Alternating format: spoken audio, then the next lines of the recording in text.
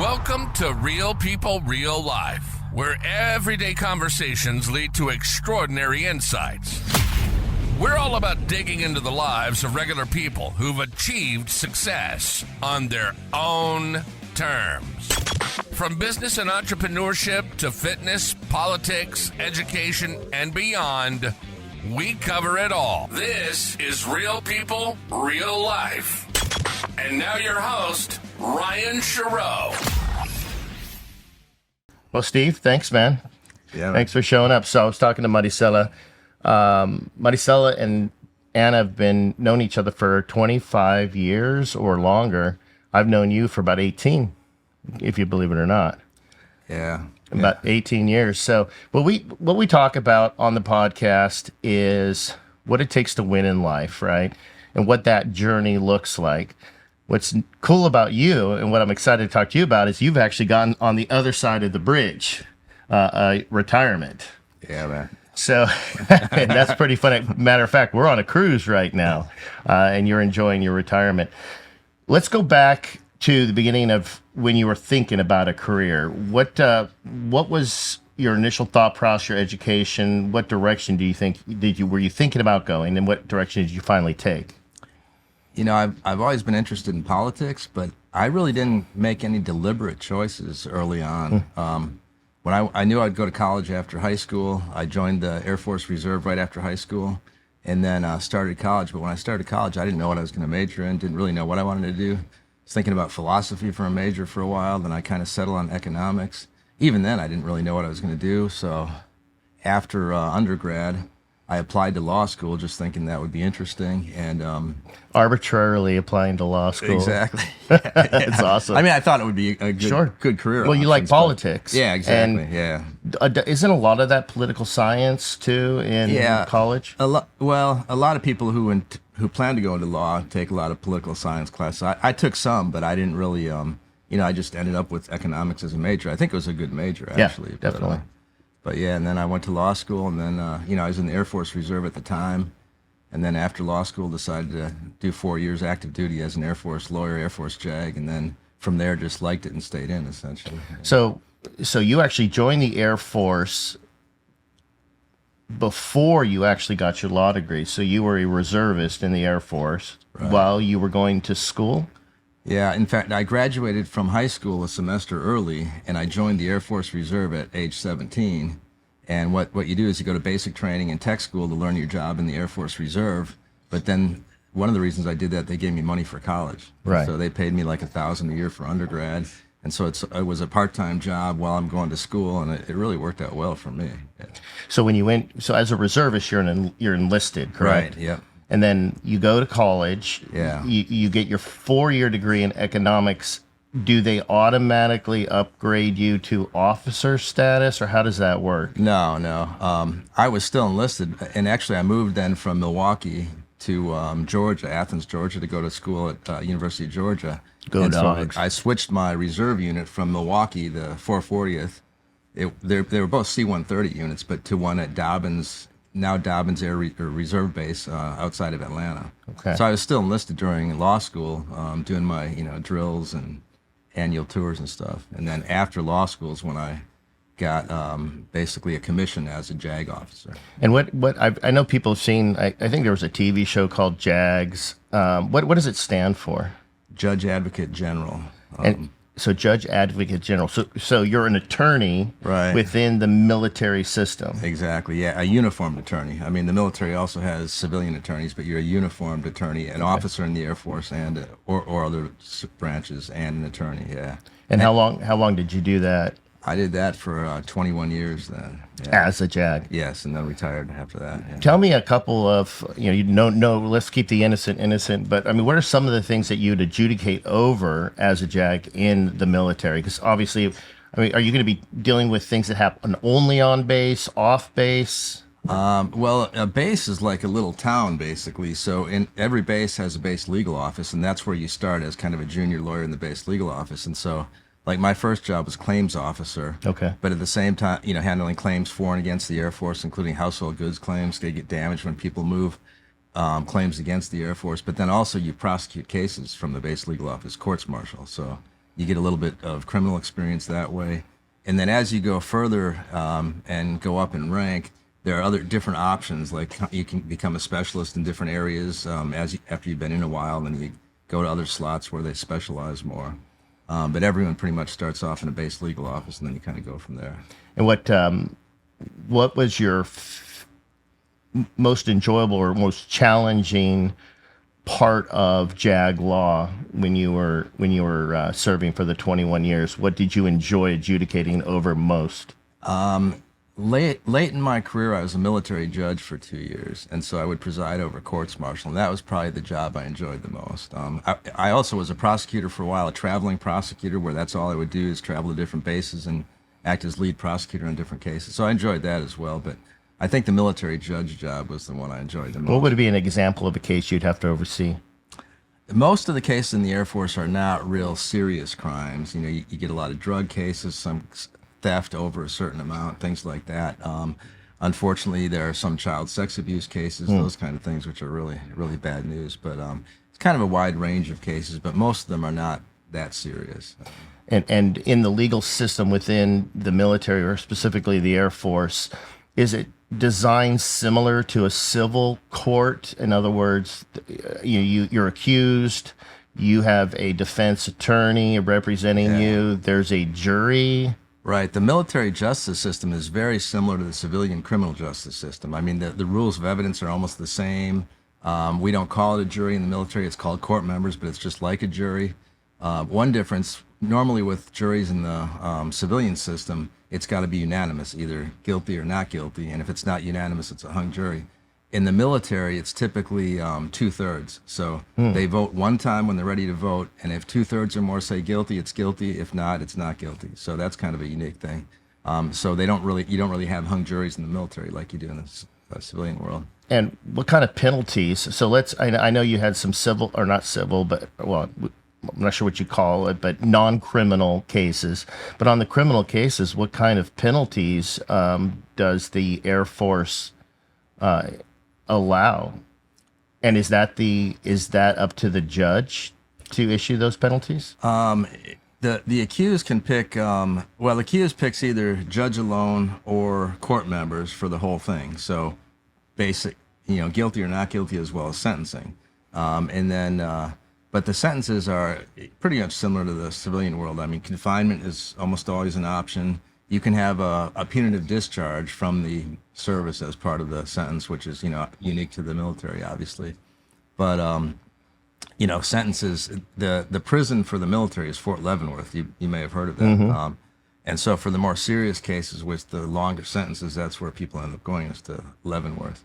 It's for all the services, basically. So let's say you have an enlisted person in the Air Force who gets accused of a criminal crime, who has a 4-year contract, let's say, with the Air Force, and the sentence is really severe because it was a severe crime, and they get 15 years in Leavenworth.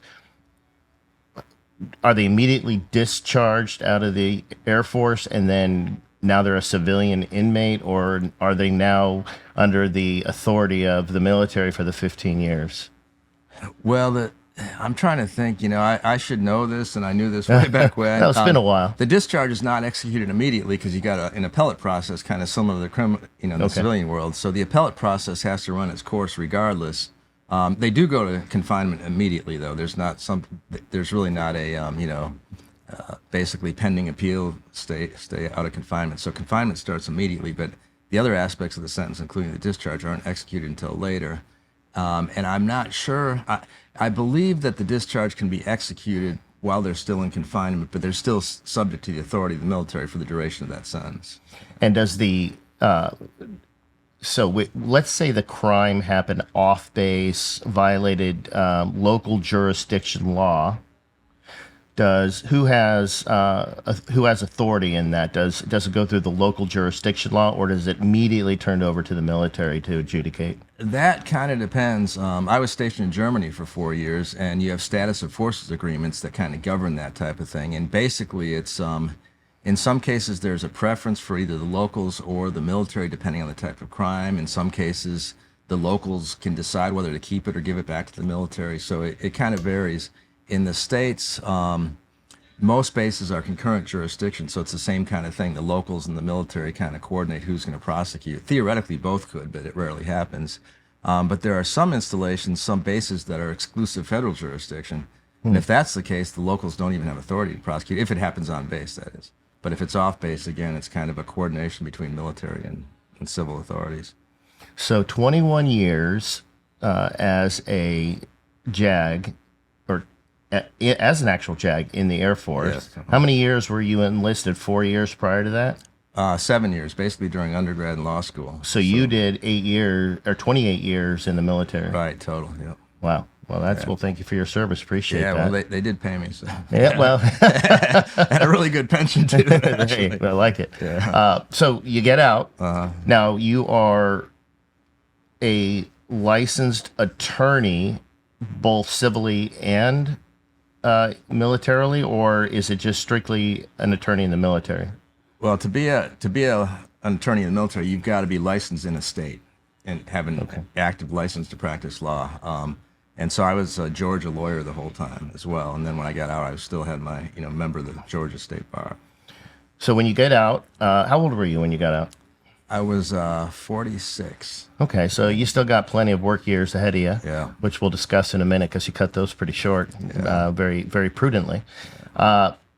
Did you have any aspiration when you got out to start practicing law in the civil world? Not really. Civilian world? Not really, no. It was a possibility, I suppose, but I just didn't really aspire to it. And so what did you do? Once you got out, what was your thought process about the next stage of your life? Well, they have this thing called the GI Bill, and surprisingly, it's very broad who it applies to. I mean, in a way, you would think it wouldn't. It's basically money to help people go through school after the military, and it makes sense it would apply to enlisted people or people who don't have a degree. But I already had a bachelor's degree and a law degree, and yet still the GI Bill was available to pay for school, and I've always had an interest in flying, and so I thought a cool thing to do would be to go to Embry-Riddle University in Daytona Beach and get a 4-year degree in some kind of aviation field and learn to fly at the same time. So I applied, got accepted. That was kind of the plan. At the same time, a number of JAGs, after they retire, apply to be administrative law judges. It's basically a civil service job. Most of them are with Social Security doing disability cases, and they would only open up the applications for that every so often, like once every year or two. And it opened up about 6 months before I retired. I applied for that just to keep my options open, and there's a testing process, interview process. I went through that whole process, and so I had the Daytona Beach, the Embry-Riddle as a possibility, but then a couple months before I retired, I got a phone call. I remember we were coming back from a trip to Wisconsin with our grandkids. I get the phone call, and they say, hey, we want to offer you an administrative law judge position with Social Security in Atlanta. And so I thought about it for a while, but I figured I couldn't turn it down. It was very good pay, good money, and if I had, it would help kind of carry us over to the final retirement. So I took that. So people that listen to the podcast know that I fly as a private pilot recreationally. Yeah. That would have been so tempting to me, but the 4 years would have been the GI Bill, so they provide you some sustenance for housing and things like that. Yeah, the way it works is they pay full, basically, tuition and books up to the cost of a public university in the state where you're going to school, and then they also give you a housing allowance to help cover your rent. But there's this program called Yellow Ribbon Program where if the school agrees, the school pays half of the difference and the government pays the other half of the difference. So basically you've got all your tuition, flight time, everything covered, plus a housing allowance, probably $1,000, $1,200 a month, something like that. So it would have been basically paying me to go learn to fly and have fun. So yeah, it would have been nice. But do you regret it? No. I mean, the obvious thing to do was to take that administrative law judge job. For one thing, to kind of get financially set for retirement, because if I hadn't done that, things would have been a little bit tighter going forward potentially. Yeah. So Social Security obviously is it's something we all pay into. It is a fantastic system for those that need it. Unfortunately, it's managed terribly by our wonderful administrators of our government. But you had a very important role within it. And explain that to the people listening, what a judge does in the Social Security world, and specifically what you did. Okay, well, we all know about paying into Social Security. It's withheld from our checks our whole working career. So when you pay into Social Security, you're buying, it's OASDI, Old Age, Survivors, and Disability Insurance. So most of us think of it when we get to retirement age, we draw it out as a pension. But Right. one of the things you're doing is you're buying disability insurance in case you become disabled. So every year, I don't know how many people apply, probably at least hundreds of thousands of people apply for Social Security disability, saying basically that they can't work even though they're still of working age. And so the initial review is, it's kind of an administrative review. It's medical people along with adjudication people at Social Security. And they look at the record basically and decide, is this person disabled or not? Do they qualify for benefits or not? So if they decide that they don't qualify, then it's denied, and they can request reconsideration. That's another administrative kind of process where a different person looks at it at a different level. They look at everything and again decide disabled or not. If they decide they're not disabled, so that's initially and on reconsideration, then they can apply for a hearing before an administrative law judge. And so that's where I and people like me would come in. We would then get these cases, people who had been denied disability, applied So for a denied hearing. twice. Right, exactly. And so as an ALJ, my job was to schedule hearings, review all the evidence, and it's a lot of times it's hundreds or thousands of pages of medical evidence. And you also look at the prior adjudications, what they found and why they found it, but review all the evidence and then hold a hearing where the individual gets to come with their representative if they have one, and most of them do. A lot of times it's a lawyer who handles disability cases. So they come and kind of argue their case, why they should qualify for disability benefits. And then as an ALJ for Social Security, you've got to decide, do they or don't they qualify? And the ultimate question is basically, is there some job that they could do full-time despite their limitations from the medical conditions? Is the decision whether they get the disability or not 100% up to the ALJ? Is that what it's called? ALJ? Right, administrative law judge. So so you sitting at the bench, you have to take the evidence, listen to the arguments, and you make the final decision. Exactly, yeah. Is there an appeal process after that? There is, yeah. But it's the appeal process after that. When I look at the case as a judge, I'm making a judgment call based on the evidence. But the appeal process after that, if I decide someone's not disabled and they appeal it, the appellate process is not another panel or appellate judge looking independently and making their own judgment call. The issue then is, did I do something wrong that's subject to reversal, essentially? And a lot of times when they would get reversed, they kick them back for another decision by either the same or different ALJ. So basically at the judge level, that's their chance to make their arguments, because the appellate process, it's not an independent review. It's basically, was there some problem with the regulations or laws that were not being followed? That's a big misunderstanding. And correct me if I'm wrong, but a lot of people you hear, on the media and they'll have a big high-profile case. We're going to appeal. But you're not appealing the decision of the jury or the judge per se, right? You're appealing the process. Due process. Exactly. Is there a violation of due process that may have influenced the decision? Exactly. That is, yeah, that's a big misunderstanding. And actually, it was probably about 10 years ago. I had met an attorney, and he explained that to me. He says it's a procedural appeal, right? Not that you just disagree with the. Right, and it's usually, did the trial judge commit some kind of error that prejudiced the trial, in a sense that it's got to be kicked back to be done again. And you got an unfair verdict. Exactly. So, one government job to another government job. So you are pretty much a whole career of working for the government. Exactly. Was it a good career? Did you enjoy working for the government? I mean, like any job, there are pluses and minuses, but overall, I did. I mean, the Air Force was great. I was very impressed by how the Air Force runs. Generally, I think it does a great job picking the right people to promote.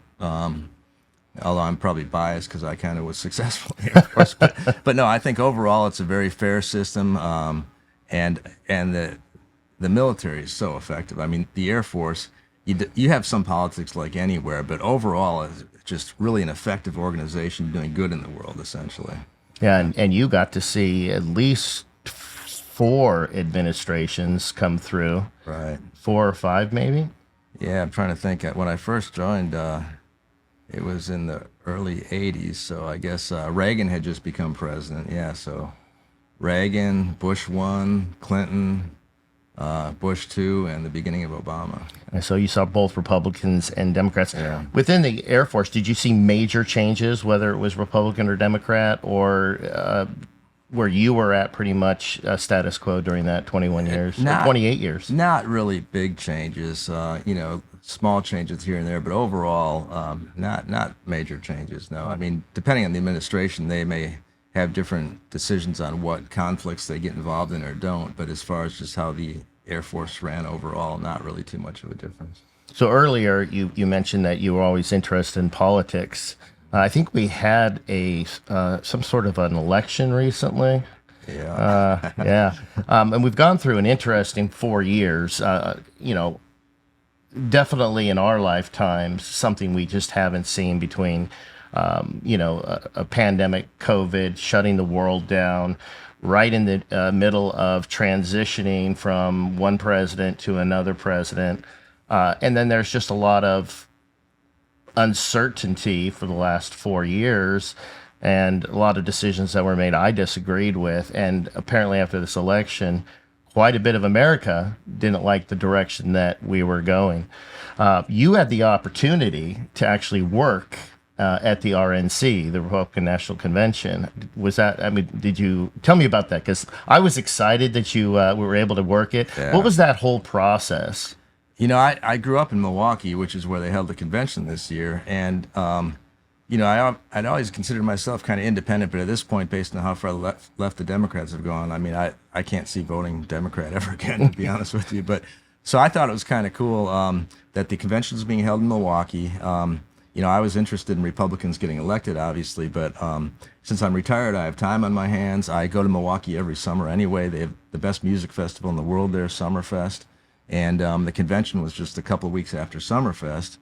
So I thought, I knew there'd be no other way I could get to the convention other than volunteering somehow. So I thought, wouldn't that be cool? And I don't know, about 6 months before the convention, I found the website, and there was some kind of online application form. So I filled it out, and no connections, nothing else. But based on that, I ended up being selected as a professional volunteer. And I was just thinking about being any kind of volunteer. I was going to be there anyway. I didn't need room and board, but so that's what happened, and it worked out pretty well for me. I would imagine the background checks were pretty significant. Yeah, I'm not sure exactly what they were, but you had to do a Secret Service background check. Right. So you fill out, the Social Security, all that kind of information, and obviously I passed. I had security clearances in the military, so I knew I would pass, but. And I don't know what all they consist of, but it just kind of worked out, and it was a really cool experience. Just like almost everything in the last 4 years, this RNC convention proceeded in a very tragic way, almost. But just a couple days prior, right, there was an assassination attempt against Trump. Yeah. I was actually, they have a casino in Milwaukee, Potawatomi, and I think that was a weekend. I was off that day, so I was actually sitting playing poker in the casino when I looked on my phone and saw, what had happened in Pennsylvania. And at first, it wasn't clear whether it was really a shooting or not, but within a few hours, we all knew what happened. And fortunately, Trump survived it, and it worked out okay in the end. But yeah, at first, when you saw it, it was ambiguous. Like a lot of people, did he get killed? What happened? Was it an actual shooting? Yeah, that was kind of my first question. It kind of surprised me that it would be an actual shooting, but it was pretty quick that we kind of got the information. And fortunately, I mean, it's tragic because I think one person did lose his life and other people injured, which is terrible. But well, I'll tell you, it's in my opinion, watching the footage, and you're right, very tragic that innocent bystander lost his life and other people got shot. But the timing to miss, I mean, Trump should be dead. if he had not just turned his head. Oh yeah, he talks about that chart that he was turning his head. He loves that chart. Yeah. And you know what's sad? I'll be honest, in my opinion, and I don't have a problem saying this, it was disgusting how many people on camera said they wished that the bullet hit him. And they're posting this stuff on social media, the hate, the vitriol. Just because there's a difference of opinion, you should never wish that kind of tragedy on anybody. And it's a sad state that we got to politically. Yeah. I think that, though, America has got fed up. Even the Democrats, high-ranking Democrats, have come out and said, hey, the woke movement has hijacked the Democrat Party. The JFK Democrats, as I would refer to, have some great ideas, and they're just not allowed to talk about them anymore. I think that's going to change. The country said, let's go in a different direction. Did you notice, well, you didn't have anything to compare, but I would imagine they had even higher security, heightened security for the RNC. It was already pretty tight, so I don't know if they necessarily changed much. And they do their threat analysis and all that kind of thing. But it was pretty tight security regardless. Yeah. No, was it fun? Yeah, it was really fun. When I volunteered, I had no idea what I'd be doing. I didn't know if I'd be inside the convention center. But in the end, I was able to sit kind of in the upper level and watch the speeches of the presidential nominee and vice presidential nominee, and it was just interesting. The whole thing was very interesting. Yeah. So a lot of us go through our life, we have multiple jobs sometimes. Some people, it's very rare nowadays that someone will be in the same job for 28 years and then segue into something relatively in the same umbrella, still government, still legal. So, you had really two major career jobs throughout the course of your life. People shoot for these retirement ages. I think Social Security is basically saying 62 or something like that, 65, and then they have different levels where you get more of your Social Security. You said, hey, I'm going to punch my ticket at 55. What was that feeling like? Well, it was good in a way. Well, that's because you're independently wealthy, right? Working for the government. Don't I wish, but... Social Security, when I actually started the Social Security job on my 46th birthday, and I think your pension vests at 5 years, but you don't start drawing until age 62 unless you have, for me, if I'd done 10 years, I could have started drawing something right at that point. So my initial plan was kind of to do 10 years and work till age 56. But what happened is, and that was kind of tentative, but unfortunately, with Social Security, they kind of started taking some of the discretion away from the judges, and they were kind of pushing to do X number of cases per month, per year. Mm-hmm. And what ends up happening is that the judges schedule the cases, but they really can't adequately review the evidence. Yeah, and thousands of pages, you said earlier. So what ends up happening is they err on the side of paying more cases. Well, each case you pay is $300,000 is kind of what it amounts to over the course of the life of that person receiving benefits. And so the thing that really kind of bothered me is that there was always a backlog because there are a lot of people applying. But to get rid of the backlog, they just kept pushing judges to do more and more cases. And I scheduled basically the same amount of cases the whole time I was doing it. But there came a time when they said either schedule more or else. And I got a letter of reprimand for refusing to schedule more cases than I could competently do. And at that point, I just decided, I responded to it and explained why that just wasn't, reasonable. But at that point, I just decided to kind of punch out a little earlier than I might have otherwise left. Yeah, and that's it. And I've known you, like I said earlier, I think about 18 years. You're a man of integrity, which is one of the things I like about you a lot. You speak the truth. You are relatively educated and wise based on some of the things that you've seen, and you're a thinker. You're a critical thinker. I would assume, even though I've never been in front of you as a plaintiff or or an accused, but I do know you to be extremely thorough. What caseload would be reasonable for somebody in order to properly adjudicate something fairly? Yeah. considering the amount of documentation you've had to go through. I think what I would typically do is roughly 400 dispositions per year, and I think they were pushing to schedule at least 50 hearings a month, which would result in probably at least 500 to 600 dispositions per year. So, and most of the judges just kind of went along with it. When they pushed them to do more, they did more. Some of them would just say, okay, well, if that's what you want me to do, I can't do as thorough a job, but that's just the way it is. And what ends up happening is you pay more cases, because if you're going to err on one side or the other, you really can't, it's not fair to someone to not review the record thoroughly and then just decide they're not disabled. So that you pay more cases than they should. But I just kind of, pushed back, and, I probably could have stayed longer and saw what happened. I probably could have done, another year and got to the 10-year point, but at that point I thought it was close enough, and, I was ready to. Again, your punch out. integrity. Yeah. You made a decision based on your integrity and what you thought was the right thing to do. Right. Which is good. You don't want to just do a job just to do it. When somebody, so I'm sure a lot of people are like, oh man, retire at 55. I made the joke, you're independently wealthy. You're not independently wealthy. You are smart with your money. You budget, and you're not frivolous with it. What do you tell?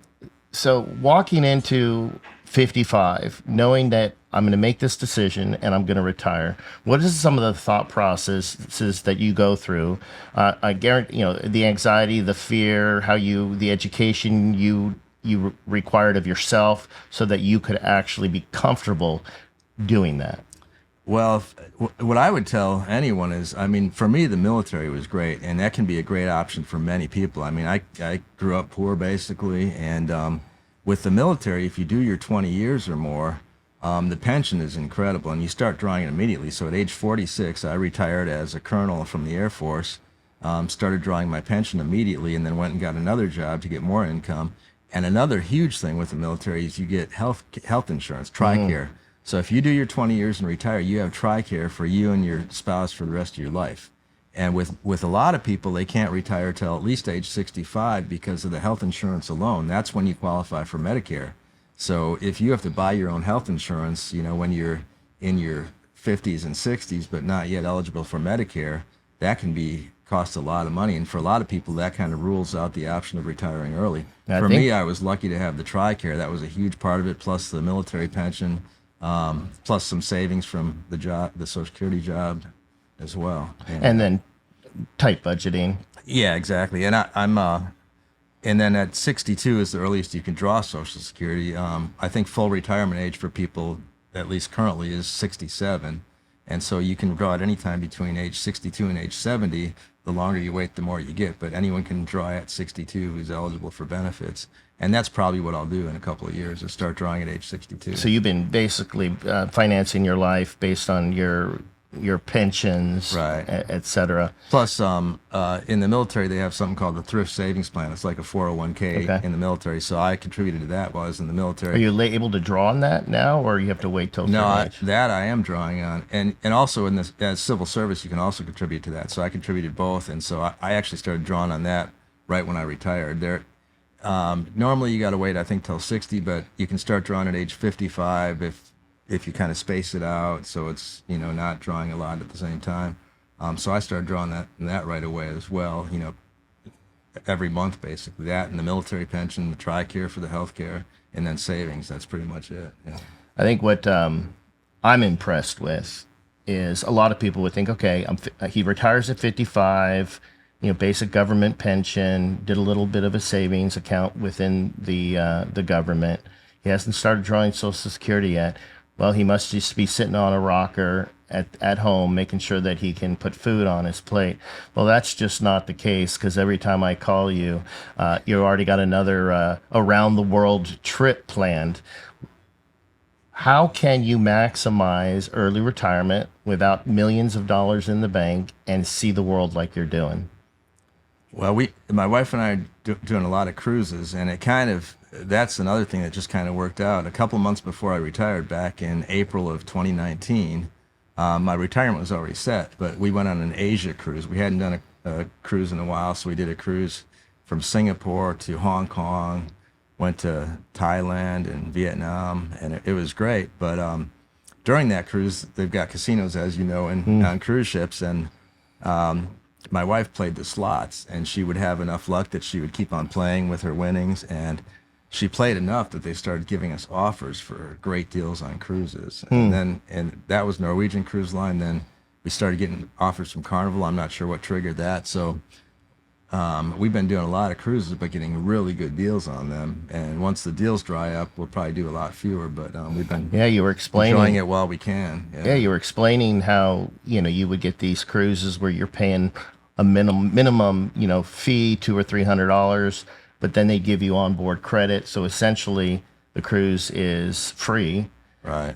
You don't drink, because the biggest expense on the cruise is drinking. I think that the cruise package for this cruise, if you and your cabin mate, is over $950 for a 7-day cruise. Yeah, it's unbelievable. And it can run up, and then excursions and things. When you do, one of the things I like cruising with you is that you find your way around the different ports without paying for excursions, and we've had a blast going on mopeds and checking things out, going to obscure restaurants, and getting outside of the towns where the tourist traps are. Yeah. A lot of times I like to just walk around town and just kind of see what's going on. But the excursions, you're kind of in a bubble a lot of times, the whole thing, and you don't necessarily see a lot. But we've kind of learned ways to see even sometimes the same things that the excursions do, but you can do them a lot cheaper on your own usually. Yeah, but they say the most expensive thing is a free cruise. And it can be extremely expensive. They've got you as a captive audience out in the middle of the ocean. But you can cruise. You can eat great. You can see amazing places in the country, around the world, without spending a lot of money. You just have to be disciplined and really be present and enjoy what you're looking at without having to spend the extra money to go into the fancy restaurants or these. And then as you cruise, you get perks anyways. Oh, yeah. As you build up your status. Yeah, we've just really been fortunate with these cruises. I don't want to encourage people to gamble, because a lot of people, gambling's a problem for them, or can become a problem. Yeah. But you don't really we don't play slots per se. Actually, one of the things that you and I enjoy doing is playing poker. Right. And we do that quite a bit. But we hardly put anything in the slots, and we were starting to get the cruise deals. I don't know what the algorithm is that they use. I don't know if they just want to see you show up and then they think they can hook you in. But we, for about a year or two, we were getting the same kind of deals. It was crazy. Oh, it's ridiculous. Yeah, it's great. I mean, I thank you to Carnival and Norwegian. But, the typical deal is we pay $200 and then you get a $200 onboard credit. But on top of that, you've got to pay taxes, fees, port expenses, gratuities, which is all fair enough. But in the end, you can do a 7-day cruise for under $1,000, which is just unbelievable. Yeah, it's one of the cheapest ways. I mean, that's room, board, food, ports, everything that you would want to see. Yeah, it's, in my opinion, the best way to travel if you do it correctly. You get to go to sleep, wake up in a different port, see the world. So let's talk about what you and I like to do, and that's playing poker. So I've played poker I used to play penny poker as a kid. So I've played it my whole life. But one of the things that I've really enjoyed over the last 30 years is Texas Hold'em, and there's many versions of that. But the last time you and I played poker together, your game changed significantly on the tournament side. You became a very good tournament player. We don't get to actually play a lot together, but we do talk about it because we're on different sides of the country. Walk me through that process of playing a tournament to making it to the final table and winning. And what you figured out yourself. Yeah, I still think there's a lot of luck involved, but I think a big part of it is having patience, especially early on when the blinds are lower, because when the blinds are lower, you can be tempted to play more hands than you should. But if you wait for cards, now later in the tournament, obviously, when the blinds are going up, if you play too tight, you're just going to get blinded out, as you know. But I've noticed in a lot of tournaments, my stack is really not changing much, or it's going down gradually, and I'm kind of feeling bad about how things are going. But then as we get later in the tournament, if you just get some luck here and there and play your cards right, as the blinds go up, some people play a little too loose when the blinds go up too, and sometimes you can win based on other people playing looser than they should. But I think it's a combination of luck and just kind of, deciding what to do when. So why poker? Because I know that you enjoy it as a pastime. What is it about poker that you enjoy versus walking into a casino? Because these days it's hard to find a poker room. The height of poker mania has fizzled out. So 99% of what you see in a casino is slot machines and table games and things like this, and it doesn't interest you, but poker does. What is the difference? I think it's just kind of the strategy and the there's a lot more strategy involved in poker, and the thing is, you're constantly learning with poker. I mean, even if you've been playing for years, thousands of hours, you're always learning. With cash games, I usually prefer to play limit, just because I don't want to lose my whole stack in one hand. But we've all had bad experiences on both sides of that. But to me, it's just very relaxing, very fun to play poker. Although, sometimes not so fun if you lose too much in one setting. But I just kind of enjoy the strategy and the challenge of it. Yeah, it's interesting because it seems like a very simple game. They say it takes about 15 minutes to learn and a lifetime to master. Oh, yeah. The nuances of the game are so much more than just 5 cards. Oh, absolutely. If you look at it just robotically, you're not going to be a good poker player. You do have to be good at the fundamentals. You do have to understand the odds. You do have to understand what beats what. Of course, it's the basics of it. But more importantly, there's so much strategy involved with the people at the table, the position of the button. Tournaments is you're playing against the clock. Oh yeah. There's so many different levels to it, and it is fun. We absolutely love it. I taught my wife to play 25 years ago, and it's funny, she'd carry a little index card. And it would she'd actually put it on the table. What beats what? Yeah, what beats what. So she'd have a pair, 2 pair, straight, flush, all of these things. People thought it was hilarious. And in short order, within a couple of years of playing, she has become a better poker player than I am. As far as tournament play, she does fantastic. She loves it, and that's a benefit, right? So you are married and you like to do the same things, play poker. In your situation, you're married, you guys like to do cruises together, which you see a lot of people that they retire, the husband or the wife, they're working full-time jobs, they retire, and then they sit there and look at each other and go, who are you? Your identity has been the last 40 years doing your job, and they find that they have nothing in common. So success in relationships, like I tell my son, find somebody who you have a lot in common, marry your best friend. You're going to hopefully spend a lifetime, and people are living longer and longer. And it's nice to have those things in common. But poker, I highly recommend people that enjoy good strategy and something that will challenge you. Poker is a blast. It is fun. But patience is the key. That patience and decision making, that's really what it comes down to. I think that this has been a good little conversation. Well, thank you. I've enjoyed it as well. Yeah, learned a little bit more about you. I do appreciate being your friend all these years. And thank you for taking a little bit of time out of your vacation to get on the show, and hopefully everyone will enjoy this episode. All right, cool. Thanks. All right. Thank you, Steve. You've been listening to Real People, Real Life. Our passion is to have real conversations with real people who've made it. Real people who've made it, who did it on their own terms. Plus, we talk about business, fitness, politics, education. Plus, we don't shy away from our thoughts on the controversial issues of the day. So if it's happening, you'll hear it here. We'll be back soon, but in the meantime, catch us on Twitter or X at RPRL Podcast and on YouTube at Real People Real Life Podcast.